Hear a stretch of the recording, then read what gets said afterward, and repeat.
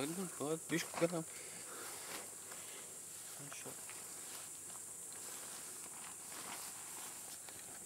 Tā. Kā man te kaut kāds kulkos ritīgs uz dīrs.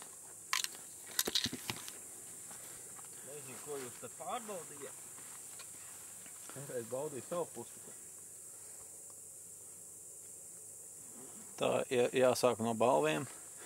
Balvos iebraucām pilsētā, iegājām nevis parastajā veikalā, bet neparastajā, bet parastajā, kāds ir visur.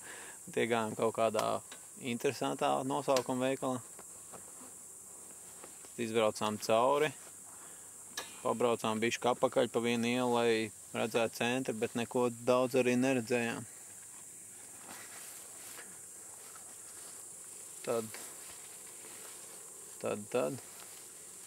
Tad minām pa ļoti drāņķīgu ceļu, kas bija mans pastāvēšanas vēsturē drāņķīgākais asfalta ceļš, pa kādu es vispār esmu gājis, brauc ar riteni vai brauc ar mašīnu. Vispār, ever. Bet to mēs pārcietām kaut kā, un piedevām vēl tajam visam bija arī vējiņš smuks pretī. Tā, lai tas prieciņš ir vēl seksīgāks, brauk pa turien. Un tad bija, kas tad bija? Kas pēc balviem bija? Baltinau. Un tad bija tā Baltinau. Tur izskatījās lielāk nekā bija domāts, ka tur ir. Ko mēs tur darījām? Nopir tāls un brauc kā uz Zeminieku. Bet tas Zeminieks nebija. Jā, iebraucām Baltinau, nogriezāmies uz tādu tā kā... Tur nē, bija augstāk pāri. Nogriezāmies tādā pieturvietā, autoostā, kas viņiem skaitās, tad pabraucām bišķi tālāk, iepirkāmies veiklā un tad braucām it kā uz Zeminieku.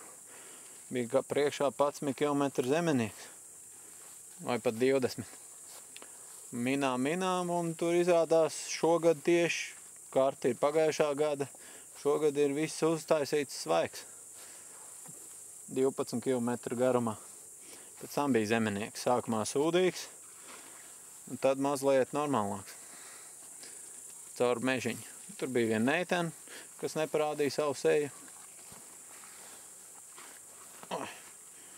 Un tad mēs bijām Kārsavā, kur viss ceļš pēc sliedēm bija izrakts visās ielas garumā.